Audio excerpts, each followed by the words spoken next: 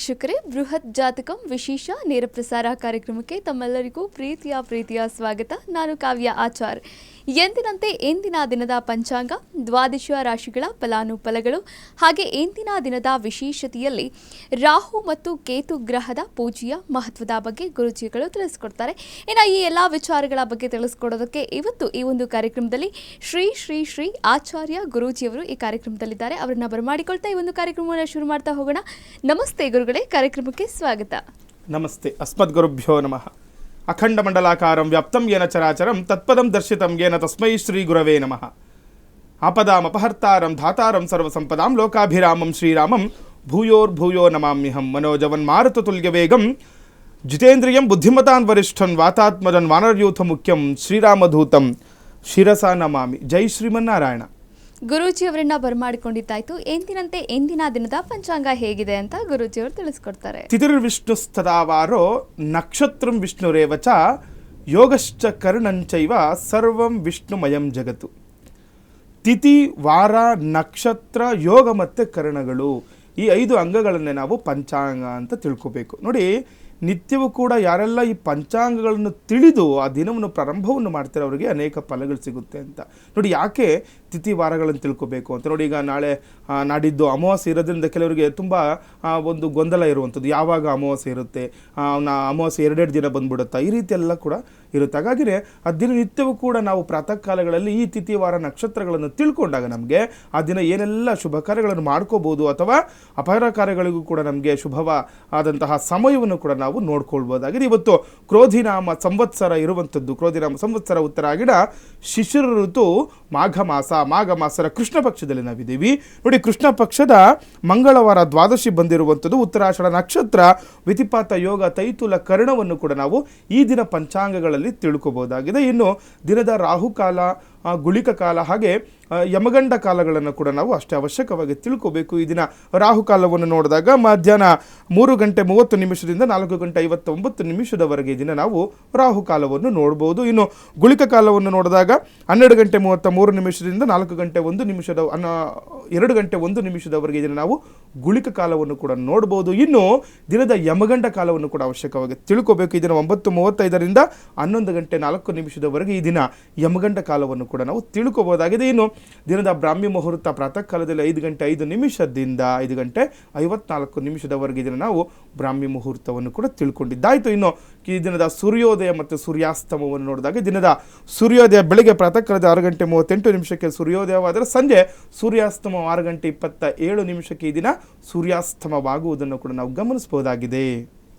ಇಂದಿನ ದಿನದ ಪಂಚಾಂಗ ಹೇಗಿದೆ ಅಂತ ಗುರೂಜಿಯವರು ತಿಳಿಸ್ಕೊಟ್ರು. ಇನ್ನು ಎಂದಿನಂತೆ ದ್ವಾದಶ ರಾಶಿಗಳ ಫಲಾನುಫಲಗಳು ಹೇಗಿದೆ, ಹಾಗೆ ಅನುಕೂಲಕರವಾದಂತಹ ಸಮಸ್ಯೆಗಳಿಗೆ ಇನ್ನು ಪರಿಹಾರಗಳು ಏನಿದೆ, ಈ ಒಂದು ಬಗ್ಗೆ ತಿಳಿಸ್ಕೊಡ್ತಾರೆ. ಇನ್ನು ಮೊದಲನೇದಾಗಿ ಮೇಷರಾಶಿಯ ಬಗ್ಗೆ ಗುರೂಜಿಯವರು ತಿಳಿಸ್ಕೊಡ್ತಾರೆ. ನೋಡಿ, ದ್ವಾದಶ ರಾಶಿಗಳು ಅಂತ ಮೇಷ, ವೃಷಭ, ಮಿಥುನ, ಕಟಕ, ಸಿಂಹ, ಕನ್ಯಾ, ತುಲ, ವೃಶ್ಚಿಕ, ಧನಸ್ಸು, ಮಕರ, ಕುಂಭ ಮತ್ತು ಮೀನರಾಶಿಗಳು. ಈ 12 ರಾಶಿಗಳನ್ನು ನಾವು ದ್ವಾದಶ ರಾಶಿಗಳು ಅಂತ ಹೇಳುವಂಥದ್ದು. ಈ ದಿನ ಈ ದ್ವಾದಶ ರಾಶಿಯವರಿಗೆ ಏನೆಲ್ಲ ಅನುಕೂಲಗಳಿದೆ ಅಥವಾ ಅನಾನುಕೂಲಗಳಿದೆ ನೋಡುವಂಥದ್ದು. ಪ್ರಥಮ ರಾಶಿ ಮೇಷರಾಶಿ. ಈ ದಿನ ಮೇಷರಾಶಿಯವರಿಗೆ ಅನಿರೀಕ್ಷಿತವಾಗಿ ಹಣಕಾಸು ಪಡೆದುಕೊಳ್ಳುವ ಅವಕಾಶಗಳು ಪ್ರಾಪ್ತಿಯಾಗುತ್ತೆ ಅಂತ. ನೋಡಿ, ಯಾರೆಲ್ಲ ಮೇಷರಾಶಿಗಳು ಇರ್ತೀರಾ, ಹಣದ ವಿಚಾರವಾಗಿ, ಈ ಹಣಕಾಸಿನ ವಿಚಾರವಾಗಿ ಏನಾದರೂ ತೊಂದರೆಗೊಳಗಾಗಿದ್ದರೆ ಅಥವಾ ಹಣ ಏನಾದರೂ ಬರ್ತಾ ಇರಲ್ಲ, ಯಾರಿಗಾದರೂ ಕೊಟ್ಟು ಹಣವನ್ನು ಕಳ್ಕೊಂಡ್ಬಿಟ್ಟಿದ್ರೆ ಅಥವಾ ಏನಾದರೂ ನಿಮಗೆ ಹಣ ಬರಬೇಕಾಗುತ್ತೆ, ಅದು ಬರ್ತಾ ಇಲ್ಲ ಅಂತಂದ್ರೂ ಕೂಡ ಈ ದಿನ ಅನಿರೀಕ್ಷಿತವಾಗಿ ಆ ಹಣ ನಿಮ್ಮ ಬಂದು ಕೈ ಸೇರುವಂತಹ ನಿರೀಕ್ಷೆ ಕೂಡ ಈ ದಿನ ನೀವು ಮಾಡಬಹುದು. ಹಣದ ವಿಚಾರವಾಗಿ ಅನುಕೂಲ ಆಗುತ್ತೆ. ಮಹಾಲಕ್ಷ್ಮಿಯನ್ನು ದಿನ ಪ್ರಾರ್ಥನೆಯನ್ನು ಮಾಡಿ ನಿಮಗೆ ಅನುಕೂಲ ಆಗುವಂಥದ್ದು. ಇನ್ನು ಆರೋಗ್ಯದಲ್ಲಿ ಏರುಪೇರು ಉಂಟಾಗುವ ಸಾಧ್ಯತೆ ಕೂಡ ಹೆಚ್ಚಾಗಿರುವಂಥದ್ದು. ನೋಡಿ, ಆರೋಗ್ಯದ ಧನ್ವಂತರ ನಾರಾಯಣನನ್ನು ಈ ದಿನ ಮೇಷರಾಶಿಯವರು ಪ್ರಾರ್ಥನೆ ಮಾಡ್ಕೊಳ್ಬೇಕಾಗುತ್ತೆ. ಯಾಕಂದರೆ ಆರೋಗ್ಯ ದೃಷ್ಟಿಯಿಂದ ಕೆಲವೊಂದು ಏರುಪೇರು ಉಂಟಾಗುವಂಥದ್ದು ಅಥವಾ ಆರೋಗ್ಯದ ನಿಮಿತ್ತ ಏನಾದರೂ ತೊಂದರೆಗಳು ಕೂಡ ನೀವು ಈ ದಿನ ಎದುರಿಸಬೇಕಾಗುತ್ತೆ ಮೇಷರಾಶಿಯವರು. ಇನ್ನು ವೃಷಭ ರಾಶಿಯವರಿಗೆ ನಾವು ಇದನ್ನು ನೋಡಿದಾಗ ವೃಷಭ ರಾಶಿಯವರಿಗೆ ಕೆಲಸ ಕಾರ್ಯಗಳಲ್ಲಿ ವಿಳಂಬ ಆಗುವಂಥದ್ದು. ಯಾರೆಲ್ಲ ವೃಷಭ ರಾಶಿಗಳು ಇರ್ತಾರೆ ಸ್ವಲ್ಪ ನೋಡ್ಕೊಳ್ಬೇಕು.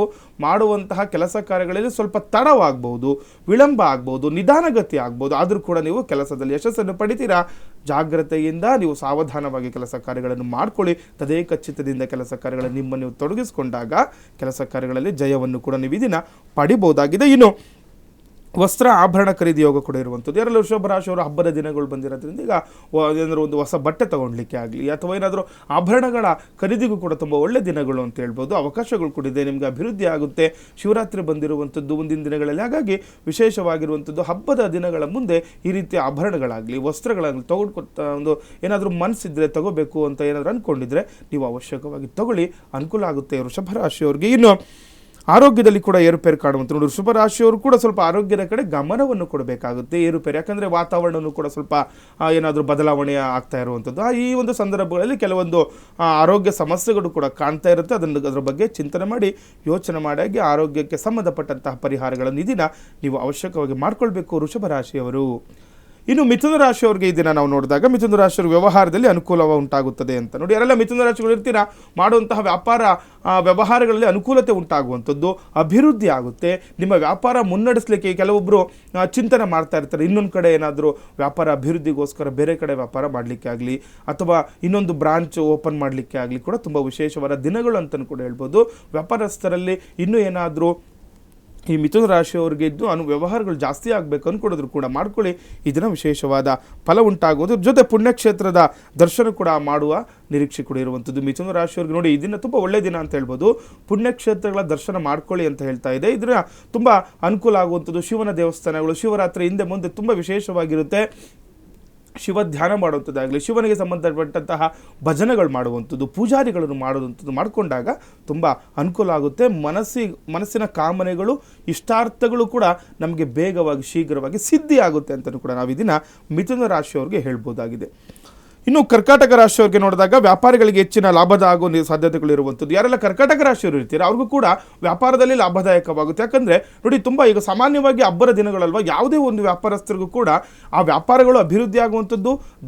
ಕೆಲವರಿಗೆ ವ್ಯಾಪಾರ ಚೆನ್ನಾಗಾದರೂ ಕೂಡ ಅವ್ರಿಗೇನಾಗುತ್ತೆ, ಲಾಭ ಕಡಿಮೆ ಆಗಿರುತ್ತೆ ಅಥವಾ ಏನೋ ನಷ್ಟ ಆಗಿಬಿಡುತ್ತೆ. ಕೆಲವೊಂದು ಚೆನ್ನಾಗಿ ವ್ಯಾಪಾರ ಆದರೂ ಕೂಡ ಹೇಳ್ತಾ ಇರ್ತಾರೆ, ಗುರುಗಳು ತುಂಬ ಚೆನ್ನಾಗಿ ವ್ಯಾಪಾರ ಆಗುತ್ತೆ, ಜನ ಬರ್ತಾರೆ, ಆದರೆ ನಮಗೆ ನಿರೀಕ್ಷಿತ ಲಾಭ ಸಿಗ್ತಾ ಇಲ್ಲ ಅಂತ. ಆದರೆ ಈ ದಿನ ಕಟಕ ರಾಶಿಯವರಿಗೆ ನೀವು ನಿರೀಕ್ಷಿತ ಲಾಭವನ್ನು ಪಡಿಬೋದು, ವ್ಯಾಪಾರ ಕೂಡ ಚೆನ್ನಾಗುತ್ತೆ, ಅಭಿವೃದ್ಧಿ ಆಗುತ್ತೆ, ಅದರಲ್ಲಿ ನೀವು ತೊಡಗಿಸ್ಕೊಳ್ಳಿ, ಅನುಕೂಲ ಆಗುವಂಥದ್ದು. ಇನ್ನು ಆರೋಗ್ಯದ ಬಗ್ಗೆ ಕೂಡ ಹೆಚ್ಚಿನ ಗಮನವನ್ನು ಕೊಡಬಹುದು. ಕರ್ಕಾಟಕ ರಾಶಿಯವರು ಕೂಡ ಆರೋಗ್ಯದ ಕಡೆ ಹೆಚ್ಚಿನ ಗಮನವನ್ನು ಕೊಡಬೇಕು ಅಂತ ಹೇಳುತ್ತೆ. ಏನಾದರೂ ಸಣ್ಣ ಪುಟ್ಟ ಆರೋಗ್ಯ ಸಮಸ್ಯೆ ಇತ್ತು ಅಥವಾ ಈ ದೀರ್ಘಕಾಲದ ಆರೋಗ್ಯ ಸಮಸ್ಯೆ ಅಂತ ಹೇಳ್ತೀವಿ, ತುಂಬ ದಿವಸದಿಂದ ಯಾವುದೋ ಒಂದು ಆರೋಗ್ಯ ಸಮಸ್ಯೆಯಿಂದ ಬಳಲ್ತಾ ಇರ್ತೀರ, ಅದೇನಾಗುತ್ತೆ ಈ ದಿನಗಳಲ್ಲಿ ಸ್ವಲ್ಪ ಹೆಚ್ಚಾಗ್ಬಿಡುತ್ತೆ. ಹಾಗಾಗಿನೇ ಅದ್ರ ಕಡೆ ಅವಶ್ಯಕವಾಗಿ ಗಮನವನ್ನು ಕೊಡಿ, ನಿಮಗೆ ವಿಶೇಷವಾದ ಫಲ ಕೂಡ ಸಿಗುವಂಥದ್ದು ಕರ್ಕಾಟಕ ರಾಶಿಯವರಿಗೆ ಈ ದಿನ.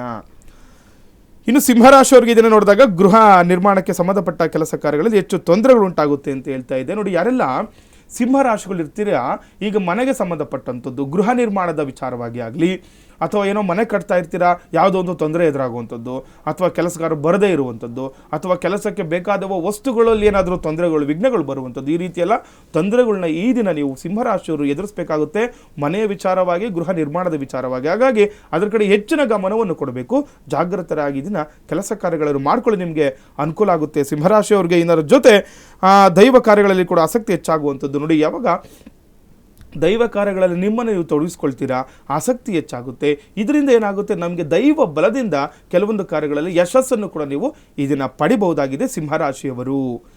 ಇನ್ನು ಕನ್ಯಾ ರಾಶಿಯವರಿಗೆ ಈ ದಿನ ನೋಡಿದಾಗ ಪುಣ್ಯಕ್ಷೇತ್ರ ದರ್ಶನ ಮಾಡುವಂಥದ್ದು. ನೋಡಿ, ಯಾರೆಲ್ಲ ಈ ಕನ್ಯಾ ರಾಶಿಗಳು ಇರ್ತೀರ, ಪುಣ್ಯಕ್ಷೇತ್ರಗಳ ದರ್ಶನವನ್ನು ಮಾಡ್ಕೊಳ್ಳಿ, ನಿಮಗೆ ವಿಶೇಷವಾದ ಫಲ ಸಿಗುವಂಥದ್ದು. ಪುಣ್ಯಕ್ಷೇತ್ರ ಅಂದರೆ ಯಾವುದು ನೋಡಿ, ನಿಮ್ಮ ಅಕ್ಕಪಕ್ಕ ಯಾವುದೋ ಒಂದು ದೇವಸ್ಥಾನ ಇರ್ಬೋದು ಅಥವಾ ಯಾವುದೋ ಒಂದು ನದಿ ತೀರಕ್ಕೆ ಹೋಗಿ ಏನೋ ಒಂದು ದೇವರ ದರ್ಶನ ಮಾಡ್ಕೊಂಡು ಬರುವಂಥದ್ದು ಅಥವಾ ಮಾಘ ಮಾಸ ಆಗಿರೋದ್ರಿಂದ ನದಿ ತೀರಗಳಿಗೆ ಹೋಗಿ ಒಂದು ಸ್ನಾನಾದಿಗಳನ್ನು ಮಾಡ್ಕೊಂಡು ಬರುವಂಥದ್ದು, ಯಾವುದೋ ಒಂದು ಪೂಜೆ ಪುನಸ್ಕಾರಗಳನ್ನು ಮಾಡಿಕೊಂಡಾಗ ಏನಾಗುತ್ತೆ, ಅಭೀಷ್ಟ ಸಿದ್ಧಿ ಆಗುತ್ತೆ ಅಂತ ಹೇಳುತ್ತೆ. ಯಾರೋ ಪೂರ್ವಾರ್ಜಿತ ಕರ್ಮ ಫಲಗಳಿಂದ ಕೂಡ ನೀವು ಈ ದಿನ ವಿಮುಕ್ತಿಯನ್ನು ಕೂಡ ಪಡಿಬಹುದು. ಕನ್ಯಾ ರಾಶಿಯವರು ಹಣಕಾಸಿನ ವ್ಯವಹಾರದಲ್ಲಿ ಹೆಚ್ಚು ಅನುಕೂಲ ಆಗುತ್ತೆ ಅಂತ ನೋಡಿ. ಯಾವಾಗ ದೈವ ಪೂಜೆ ಪುನಸ್ಕಾರಗಳಲ್ಲಿ ನಿಮ್ಮನ್ನು ನೀವು ತೊಡಗಿಸ್ಕೊಳ್ತೀರಾ ಕನ್ಯಾ ರಾಶಿಯವ್ರಿಗೆ ಈ ದಿನ ಹಣಕಾಸಿನ ವಿಚಾರದಲ್ಲಿ ಅನುಕೂಲ ಆಗುತ್ತೆ. ಹಣದ ಒಳ ಹರಿವು ಕೂಡ ಹೆಚ್ಚಾಗುವಂಥದ್ದು. ಏನಾದರೂ ಹಣದ ವಿಚಾರವಾಗಿ ಮಾನಸಿಕವಾಗಿ ಕುಗ್ಗಿ ಹೋಗ್ತಾ ಇದ್ದರೆ, ಸಾಲಬಾಧ ಏನಾದರೂ ಇದ್ದರೆ ಅದಕ್ಕೆ ನಿರೀಕ್ಷಿತ ಅನುಕೂಲಗಳಾಗುವಂಥದ್ದು, ಸಾಲವನ್ನು ತೀರಿಸುವಂತಹ ಲಕ್ಷಣಗಳು ಕೂಡ ಇದನ್ನು ಇರುತ್ತೆ ಕನ್ಯಾ ರಾಶಿಯವರಿಗೆ. ಕನ್ಯಾ ರಾಶಿಯ ಫಲಾನುಫಲ ಹೇಗಿದೆ ಅಂತ ಗುರೂಜಿಯವರು ತಿಳಿಸ್ಕೊಟ್ರು. ಇನ್ನುಳಿದ ರಾಶಿಗಳ ಫಲಾನುಫಲಗಳ ಬಗ್ಗೆಯೂ ಕೂಡ ಗುರೂಜಿಯವರು ತಿಳಿಸ್ಕೊಡ್ತಾರೆ. ಅದಕ್ಕಿಂತ ಮುಂಚೆ ಇಂದಿನ ದಿನದ ವಿಶೇಷತೆಯಲ್ಲಿ ರಾಹು ಮತ್ತು ಕೇತು ಗ್ರಹದ ಮಹತ್ವದ ಬಗ್ಗೆ ಕೂಡ ತಿಳಿಸ್ಕೊಡ್ತಾರೆ. ಹಾಗೆ ರಾಹು ಮತ್ತು ಕೇತು ಗ್ರಹಕ್ಕೆ ಯಾವ ರೀತಿಯಾಗಿ ಪೂಜೆಯನ್ನು ಮಾಡಬೇಕು, ಹಾಗೆ ಯಾವ ಬಣ್ಣದ ಬಟ್ಟೆಯನ್ನು ಅರ್ಪಣೆ ಮಾಡಬೇಕು, ಯಾವ ಧಾನ್ಯಗಳನ್ನು ಅರ್ಪಿಸಿದ್ರೆ ಒಳಿತಾಗುತ್ತೆ, ಈ ಬಗ್ಗೆ ಗುರೂಜಿಯವರು ತಿಳಿಸ್ಕೊಡ್ತಾರೆ.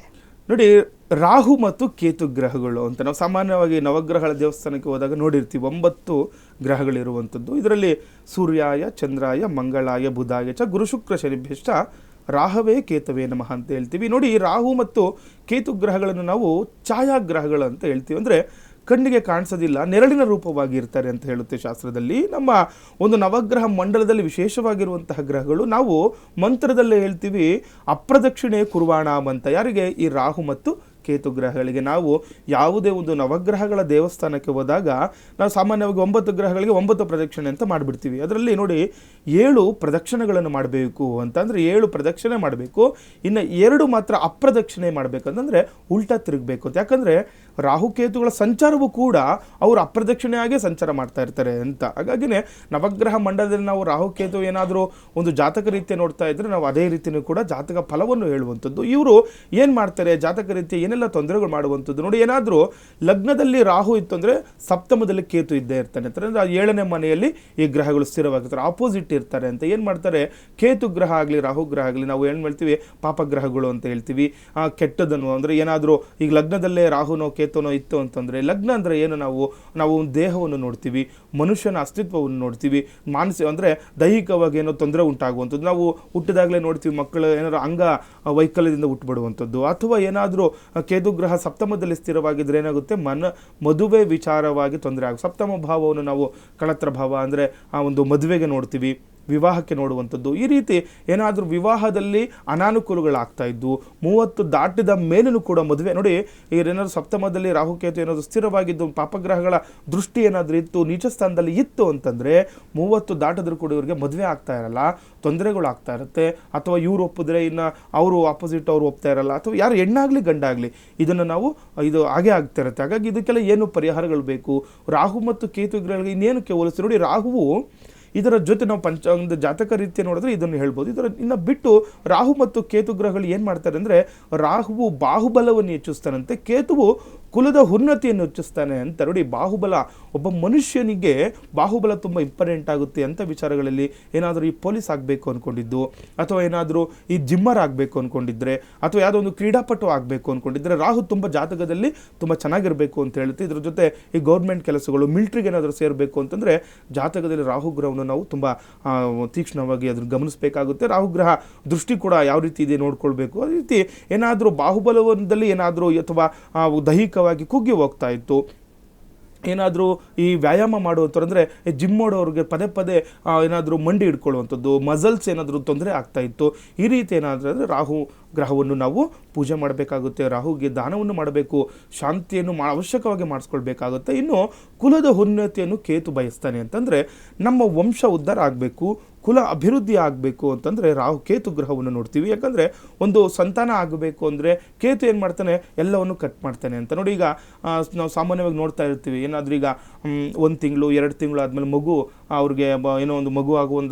ನಿರೀಕ್ಷೆ ಇರ್ತಾರೆ, ನಿಂತಿರುತ್ತೆ. ಆದರೆ ಏನಾಗುತ್ತೆ, ಅದು ತೊಂದರೆ ಆಗುವಂಥದ್ದು, ಅಭಾಷಣ ಆಗುವಂಥದ್ದು, ಈ ರೀತಿಯೆಲ್ಲ ಇರುತ್ತೆ. ಅದನ್ನೆಲ್ಲ ನೋಡ್ಕೊಳ್ಬೇಕಾಗುತ್ತೆ. ಕೇತುಗ್ರಹ ಜಾತಕದಲ್ಲಿ ನೀಚ ಸ್ಥಾನದಲ್ಲಿ ಇತ್ತು ಅಂದರೆ 2 ಸಾರಿ 3 ಸಾರಿ ಏನಾದರೂ ಅಭಾಷನ್ಸ್ ಏನಾದರೂ ಆಯ್ತು ಅಂದರೆ ಅದಕ್ಕೆ ತಕ್ಕಂತಹ ಪರಿಹಾರಗಳನ್ನು ಅವಶ್ಯಕವಾಗಿ ಮಾಡಿಕೊಳ್ಳಬೇಕು. ಕೆಲವರು ಹೇಳ್ತಾರೆ ಏನೋ ಪಿತೃದೋಷ ಅಂತ ಹೇಳ್ಬೋದು, ಕೆಲವರು ಪಿತೃದೋಷಕ್ಕೆ ಶಾಂತಿ ಮಾಡ್ಕೊಳ್ತಾ ಇರ್ತಾರೆ. ಅಥವಾ ಜಾತಕ ರೀತಿಯ ಏನಾದರೂ ಸ್ತ್ರೀ ಶಾಪ ಇದ್ರೂ ಈ ರೀತಿ ಎಲ್ಲನೂ ಕೂಡ ಶಾಂತಿ ಮಾಡ್ಕೊಂಡಿದ್ರು ನಿಮಗೆ ತೊಂದರೆ ಆಗ್ತಾ ಇತ್ತು ಅಂದರೆ ಕೇತು ಶಾಂತಿಯನ್ನು ಅವಶ್ಯಕವಾಗಿ ನೀವು ಮಾಡ್ಕೊಳ್ಬೇಕು.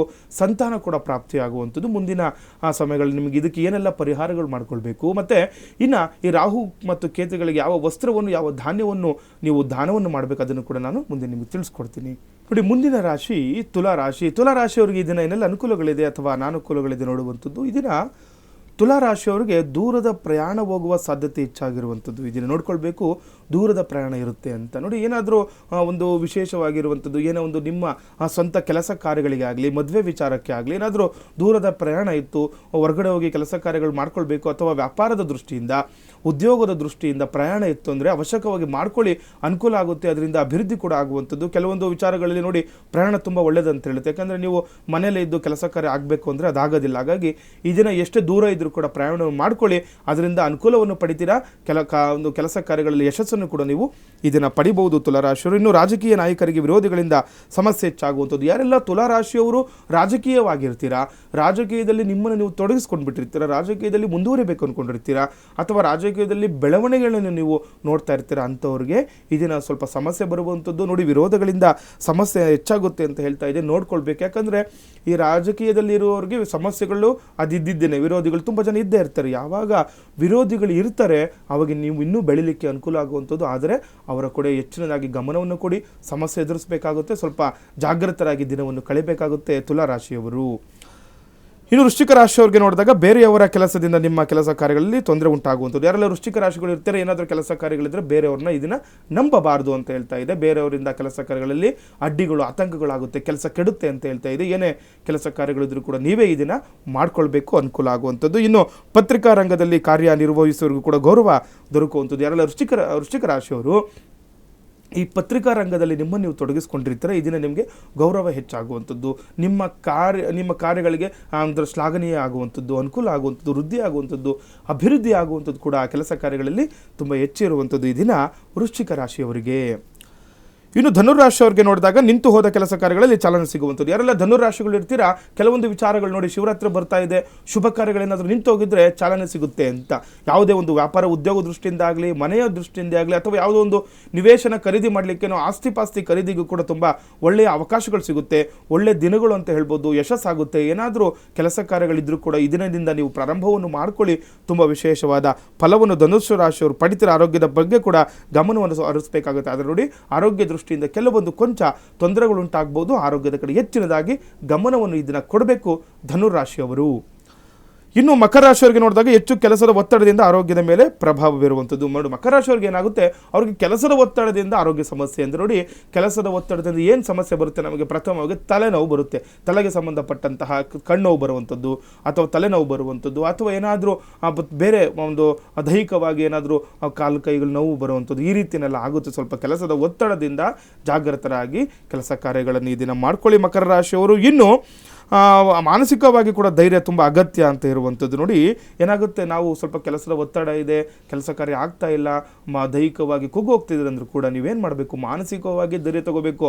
ಯಾವಾಗ ನಾವು ಮಾನಸಿಕವಾಗಿ ಧೈರ್ಯದಿಂದ ಕೆಲಸ ಕಾರ್ಯಗಳನ್ನು ನಾವು ಮಾಡ್ತೀವಿ, ಎಷ್ಟೇ ಕಷ್ಟ ಆದರೂ ಕೂಡ ಕೆಲಸ ಕಾರ್ಯಗಳನ್ನು ಮಾಡ್ಕೊಳ್ತೀವಿ ಅಂತ ಮುನ್ನುಗ್ಗಿ ಕೆಲಸ ಕಾರ್ಯಗಳನ್ನು ಮಾಡ್ಕೊಳ್ಳಿ, ನಿಮಗೆ ವಿಶೇಷವಾದ ಫಲ ಸಿಗುತ್ತೆ, ಅಭಿವೃದ್ಧಿ ಆಗುತ್ತೆ. ಮಕರ ರಾಶಿಯವರಿಗೆ ಕೃಷಿಕರಿಗೆ ತೋಟಗಾರಿಕೆಯಲ್ಲಿ ಕೂಡ ಹೆಚ್ಚಿನ ಲಾಭಾಂಶ ಇರುವಂಥ ನೋಡಿ, ಕೃಷಿಕರಿಗೆ ತುಂಬ ತೊಂದರೆ ಆಗ್ತಾ ಇರುತ್ತೆ. ಯಾಕಂದರೆ ಇವರು ತುಂಬ ಕಷ್ಟಪಟ್ಟು ಕೆಲಸ ಕಾರ್ಯಗಳನ್ನು ಮಾಡ್ಕೊಳ್ಬೇಕಾಗುತ್ತೆ, ಬಿಸಿಲಲ್ಲಿ ಮಾಡಬೇಕು, ಊಟ ತಿಂಡಿ ಇಲ್ದಲೇ ಮಾಡ್ತಾ ಇರ್ತಾರೆ.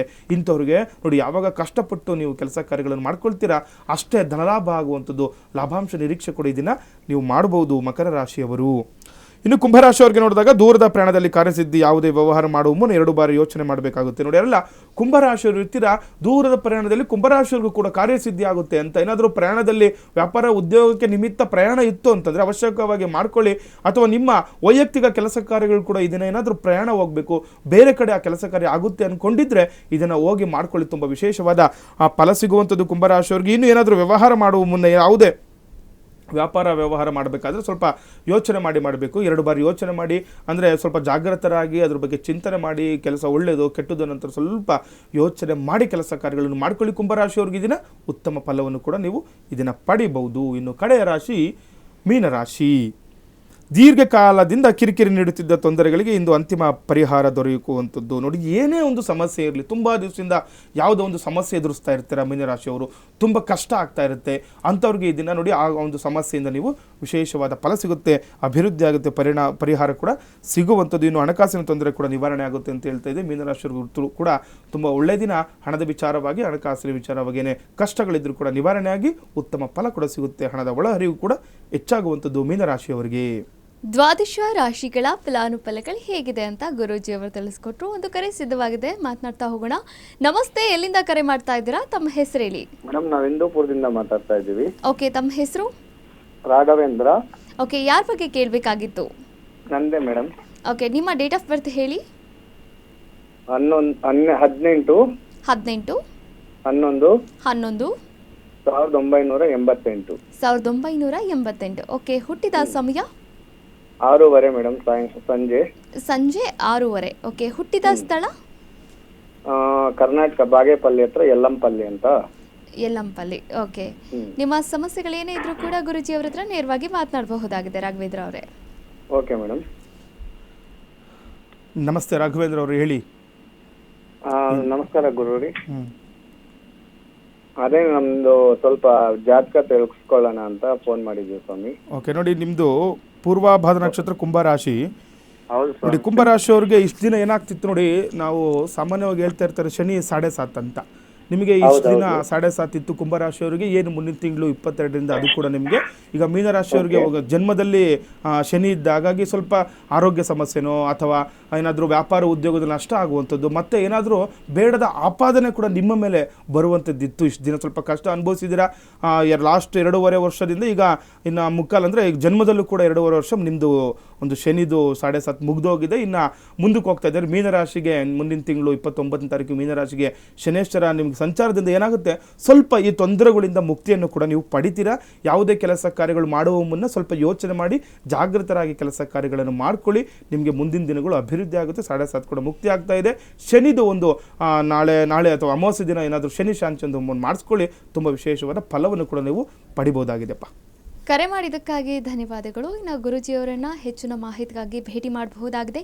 ಬೆಂಗಳೂರಿನ ಅಂಚಿಪಾಳ್ಯದಲ್ಲಿ ಗುರೂಜಿಯವರ ಕಚೇರಿ ಕೂಡ ಇರುವಂಥದ್ದು. ಸ್ಕ್ರೀನ್ ಮೇಲೆ ಕಾಣಿಸ್ತಾ ಇರುವಂತಹ ನಂಬರ್ಗೆ ಕರೆ ಮಾಡಿ ಗುರೂಜಿಯವರ ಜೊತೆ ಮಾತನಾಡಬಹುದಾಗಿದೆ. ಇನ್ನು ಕೇತು ಮತ್ತು ರಾಹು ಗ್ರಹಕ್ಕೆ ಯಾವ ರೀತಿಯ ಪೂಜೆಯನ್ನು ಅರ್ಪಣೆ ಮಾಡಬೇಕು ಎನ್ನುವ ಬಗ್ಗೆ ಗುರೂಜಿಯವರು ತಿಳಿಸ್ಕೊಡ್ತಾರೆ. ನೋಡಿ, ನಾವು ಇದುವರೆಗೂ ರಾಹು ಮತ್ತು ಕೇತುಗಳ ಬಗ್ಗೆ ತಿಳಿಸ್ಕೊಡ್ತಾ ಬರ್ತಾ ಇದ್ವಿ. ಅದರಿಂದ ಏನೆಲ್ಲ ಅನುಕೂಲಗಳಾಗುತ್ತೆ ಅಥವಾ ಅನಾನುಕೂಲಗಳೇನು, ರಾಹು ಮತ್ತು ಕೇತುಗಳು ಏನು ಇಂಡಿಕೇಶನ್ ಮಾಡ್ತವೆ, ಅದೆಲ್ಲವನ್ನು ಕೂಡ ನಾನು ತಿಳಿಸ್ಕೊಟ್ಟಿದ್ದಾಯಿತು. ಆದರೆ ಈ ರಾಹು ಕೇತುಗಳ ಪರಿಹಾರಕ್ಕೆ ಏನು ಮಾಡಬೇಕು ಅಂತ ನೋಡಿ, ನಾವು ಸಾಮಾನ್ಯವಾಗಿ ಸರಳ ಪರಿಹಾರಗಳು, ಕೆಲವೊಬ್ಬರು ಗುರುಗಳೇ ನಾವು ಶಾಂತಿ ಮಾಡಿಸಿದ್ದಾಯಿತು, ಜಪ ಮಾಡಿಸಿದ್ದಾಯಿತು, ಹೋಮ ಮಾಡಿಸಿದ್ದಾಯಿತು, ಏನು ಮಾಡಿದ್ರೂ ಕೂಡ ನಮಗೆ ಫಲ ಸಿಗ್ತಾ ಇಲ್ಲ ಅಂತ ಹೇಳ್ತಾ ಇರ್ತಾರೆ. ನೋಡಿ, ಕೆಲವೊಂದು ಪೂಜಾ ಜಪ ವಿಧಾನಗಳನ್ನು ಕೆಲವೊಂದು ನಕ್ಷತ್ರಗಳ ದಿನ ಈ ರಾಹುಕೇತು ಪೂಜೆಯನ್ನು ರಾಹುಕಾಲದಲ್ಲೇ ಮಾಡಬೇಕು ಅಂತ ಶಾಸ್ತ್ರ ಇದೆ. ಈ ರೀತಿ ಮಾಡ್ಕೊಂಡಾಗ ನಿಮಗೆ ಅನುಕೂಲಗಳಾಗುವಂಥದ್ದು. ಇದರ ಜೊತೆ ಉದ್ದಿನ ಕಾಳು ಮತ್ತು ಹುರುಳಿಕಾಳನ್ನು ದಾನ ಮಾಡಬೇಕಾಗುತ್ತೆ. ನೋಡಿ, ಉದ್ದಿನ ಕಾಳು ಮತ್ತು ಹುರುಳಿಕಾಳನ್ನು, ರಾಹುವಿಗೆ ಉದ್ದಿನ ಕಾಳಾಗಲಿ ಕೇತುವಿಗೆ ಹುರುಳಿಕಾಳನ್ನು ನೀವು ನೋಡಿ ಯಾವುದೇ ಒಂದು ದಾನ ಮಾಡಬೇಕಾದ್ರೆ ನಾವು ಬೇಳೆಗಳನ್ನು, ಈಗ ಉದ್ದಿನ ಬೇಳೆ ಆಗಲಿ ಅಥವಾ ಏನೋ ಕಡಲೆ ಬೇರೆ ಯಾವುದೇ ರೀತಿಯ ಬೇಳೆಗಳನ್ನು ದಾನ ಮಾಡಬಾರ್ದು ಅಂತ ಶಾಸ್ತ್ರ ಹೇಳುತ್ತೆ. ಕಾಳುಗಳನ್ನು, ಪೂರ್ಣವಾಗಿರುವಂತಹ ಕಾಳುಗಳನ್ನು ದಾನ ಮಾಡಬೇಕು. ಅದೇ ರೀತಿ ಚಿತ್ರವರ್ಣಂ ಅಂತ ನಾವು ಹೇಳ್ತೀವಿ. ಕೇತುವಿಗೆ ಚಿತ್ರವಾದ ಬಟ್ಟೆಯನ್ನು ಅಂದರೆ ಬೇರೆ ಬೇರೆ ಕಲರ್ ಇರುವ ಒಂದು ಬಟ್ಟೆ, ಒಂದು ಸ್ಯಾರಿ ಆಗಲಿ ಸೀರೆ ಆಗಲಿ ಆ ಥರ ಒಂದು ಬೇರೆ ಒಂದು ವಸ್ತ್ರವನ್ನು ದಾನ ಮಾಡ್ಕೊಳ್ಳಿ. ಇನ್ನು ಈ ಹೊಗೆ ಕಲರ್ ಅಂತ ಹೇಳ್ತೀವಿ ನಾವು, ರಾಹುವಿಗೆ ಸಂಬಂಧಪಟ್ಟಂತಹ ಹೊಗೆ ಕಲರಲ್ಲಿ ಇರುವಂಥದ್ದು ಯಾವುದಾದ್ರೂ ಬೂದು ಬಣ್ಣದ ವಸ್ತ್ರವನ್ನು ದಾನ ಮಾಡ್ಕೊಳ್ಳಿ. ತುಂಬ ವಿಶೇಷವಾದ ಫಲ ಸಿಗುತ್ತೆ. ಏನಾದರೂ ರಾಹುಕೇತು ತೊಂದರೆ ಇದ್ದು ಜಾತಕದಲ್ಲಿ ನೀಚ ಸ್ಥಾನದಲ್ಲಿ ಇದ್ದು ನೀಚ ಗ್ರಹಗಳ ದೃಷ್ಟಿ ಇದ್ದರೂ ಕೂಡ ನಿಮಗೆ ಅನುಕೂಲ ಆಗುತ್ತೆ, ಅಭಿವೃದ್ಧಿ ಆಗುತ್ತೆ ಅಂತಲೂ ಕೂಡ ಹೇಳ್ಬೋದು ರಾಹುಕೇತು ವಿಚಾರದಲ್ಲಿ. ವೀಕ್ಷಕರೇ, ಇಂದಿನ ದಿನದ ಪಂಚಾಂಗ, ದ್ವಾದಶ ರಾಶಿಗಳ ಫಲಾನುಫಲಗಳು ಸೇರಿದಂತೆ ಸಾಕಷ್ಟು ವಿಚಾರಗಳ ಬಗ್ಗೆ ಗುರೂಜಿಯವರು ಮಾಹಿತಿಯನ್ನು ನೀಡಿದರು. ಧನ್ಯವಾದಗಳು ಗುರುಗಳೇ. ಲೋಕಾ ಸಮಸ್ತ ಸುಖಿನೋ ಭವಂತು, ಸಮಸ್ತ ಸನ್ಮಂಗಳಾನಿ ಭವಂತು. ಶ್ರೀಮತೆ ರಾಮಾನುಜಾಯ ನಮಃ. ವೀಕ್ಷಕರೇ, ಇದಾಗಿತ್ತು ಇವತ್ತಿನ ಬೃಹತ್ ಜಾತಕಂ ವಿಶೇಷ ನೇರ ಪ್ರಸಾರ ಕಾರ್ಯಕ್ರಮ. ನೋಡ್ತಾ ಇರಿ ಅಶ್ವವೇಗ ನ್ಯೂಸ್. ಇದು ಸತ್ಯಾನ್ವೇಷಣೆಯ ಓಟದಲ್ಲಿ.